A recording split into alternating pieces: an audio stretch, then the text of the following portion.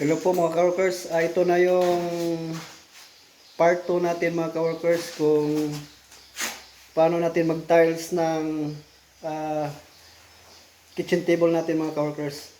So, ito na ngayon mga ka-workers. Yan.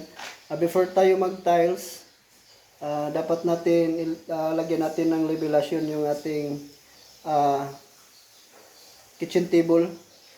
Yan. Nilagyan namin ng nylon mga ka-workers. Ito yung levelasyon namin mga ka-workers. So, dito kami kukuha ng level. Yan. At dyan. Nilibel namin ng hose namin mga ka-workers. Dyan. So, susukat kami dito sa patungo dito sa baba sa ating flooring ng ating kitchen table yan. So, ang sitting namin dito is 2.5 cm yan mga ka-workers. Yan, manipis lang mga ka-workers. Yan. So, kita nyo naman mayroong nylon. Dito yun namin i-label yung aming tiles. Yan po mga ka-workers. Ayan. So, unahin muna namin yung flooring sa ating kitchen table. So, depende yan mga ka-workers. Pwede rin unahin natin yung walling. Nasa inyo lang po mga ka-workers. Kahit saan yung unahin. Pwede yan mga ka-workers. Basta maganda lang yung kalalabasan ng ating trabaho mga ka-workers. Ayan po mga ka-workers. So, sa amin mga ka-workers, unahin muna namin yung tiles bago namin ikabit itong ating sink. So, ang ginawa namin, guguhitan muna namin yung sink mga ka-workers. At dito kami kukuha ng sukat para ikakat namin yung tiles mga ka-workers. Yan. So, ayan. Ingat lang po sa pagkakating. Baka maputol yung tiles kasi dito kunti na lang. Ayan. So, ito mga ka-workers, ito yung aming diskarte kung paano namin ikabit. So, tapos na natin ginuhitan, tanggalin na namin yung sink at sukatin natin yung tiles mga ka-workers. Ayan. So, ayan. Ayan, kita nyo namang mayroon ng guhit mga ka-workers. Diyan kami kukuha ng sukat ng aming tiles. So, ayan. Siyempre mga ka-workers, basahin muna natin yung ating kitchen table bago natin lagyan ng halo. At saka itong kinating na natin na tiles, yan. Ang tiles namin kinabit, ang sukat nito is 60 by 120. Yan mga ka-workers. So ikabit natin. So lagyan mo muna natin yung tiles natin ng puro semento mga ka-workers. Yan.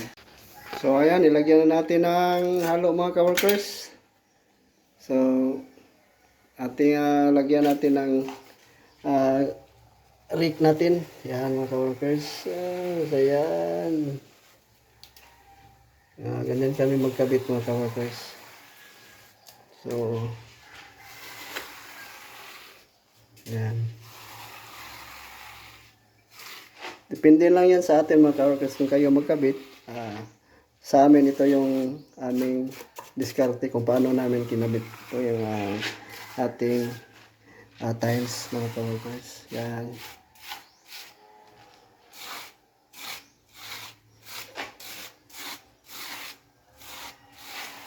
So ganyan kami magkabit.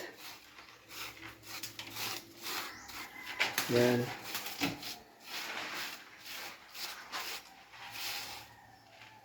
So ito yung mga nakita nyo mga ka-workers, mayroong kanal-kanal mga ka-workers. Pag ma-praise ito yung pag-praise natin ng ating tiles, may spread ito yung ating halo. So sigurado mga ka-workers nga puno talaga itong ating tiles. Yan. At hindi ito kakapak mga ka-workers. Yan.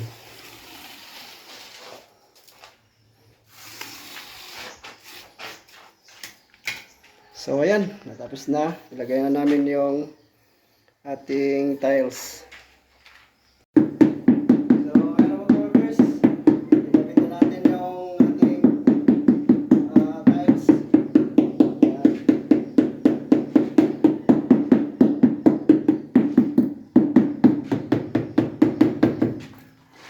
Ito yung nylon na aming ligasyon para malaman namin na straight ba yung aming pagkabit ng tiles mga workers.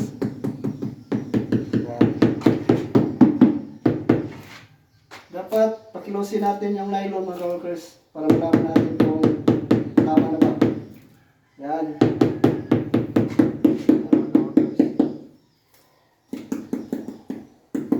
Ingat lang tayo sa mga ganito.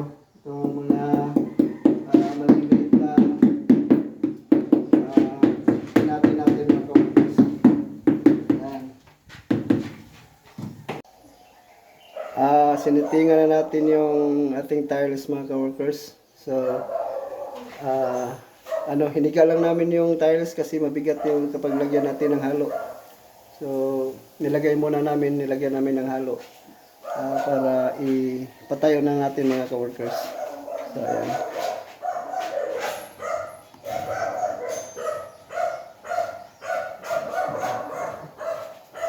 So, ito mga ka-workers, atin ang patayo mga ka-workers. Yung ating tiles. Yan.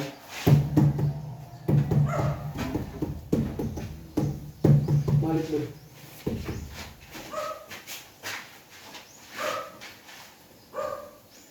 So, ito.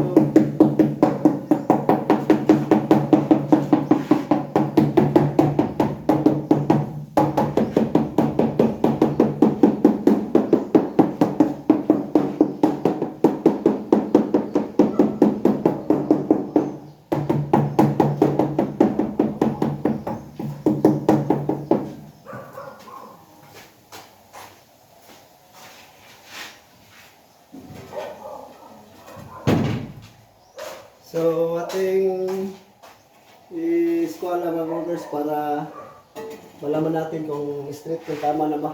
So, yan.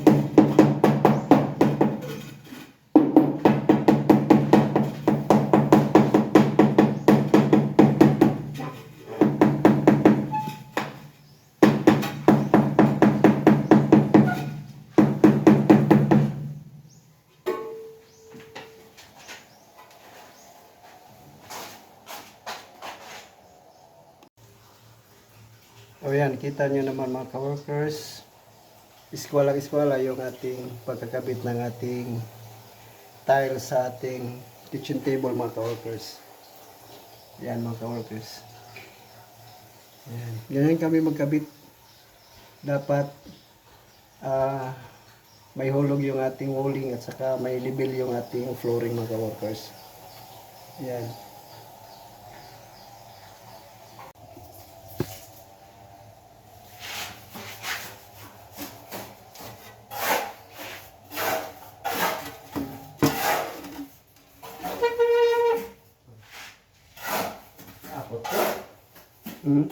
Apot po o sakyanan.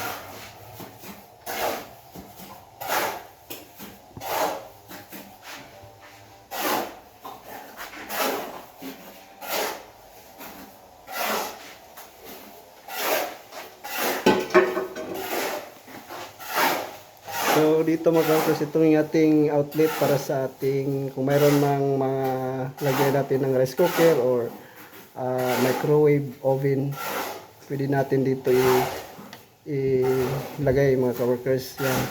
So dapat maganda yung pagkakabit ng ating utility box dito sa ating tiles mga ka-workers. Yan. Para dumikit yung kanyang cup sa kanyang outlet mga ka-workers. Yan. So ganyan po mga ka-workers.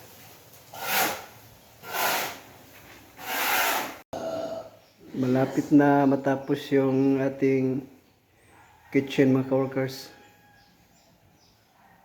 So thanks God.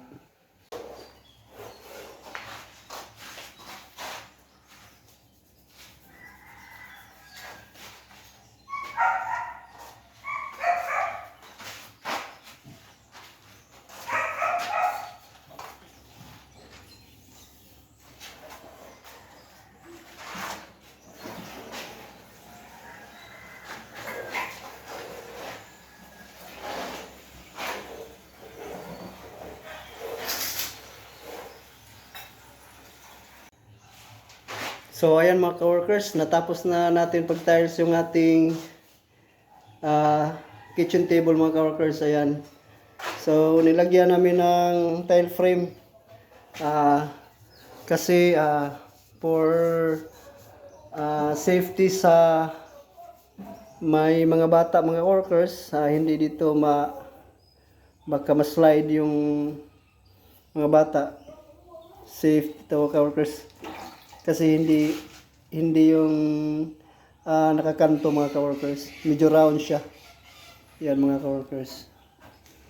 So nilagyan na namin ng tile frame. Yan mga ka-workers. So ayan.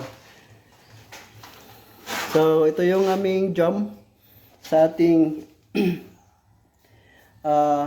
ilalim ng ating kitchen table. Yan. So dito kapag mayroong tubig dito dadaan, hindi ito dadaloy dito sa ating jam, hindi ito masisira kasi hanggang dito lang yung tubig tutulo dito mga workers, hindi ito dadaan sa kahoy sa ating jam kasi may overlap siya mga ka-workers. Yan. So ayan, hanggang doon. So pinunasan na namin mga ka-workers. Ayan. So salamat sa iyong panonood mga ka-workers. Sana mayroon kayong natutunan mga ka-workers. Ayan. Nakabit na rin namin ng sink mga ka-workers. At mayroon ng tubig ito. Ayan. Mayroon ng tubig mga ka-workers. I-install na namin to. Na-install na namin. So, ayan. Kahit saan ito i-twist natin yung kanyang faucet. Yan. So, ganyan lang. So, sa susunod mga ka-workers, maglagay namin kami dito ng cabinet sa ilalim ng ating kitchen table. So, salamat sa iyong panonood mga ka-workers. Thank you for watching. Hanggang sa sunod naman natin ng video. God bless you.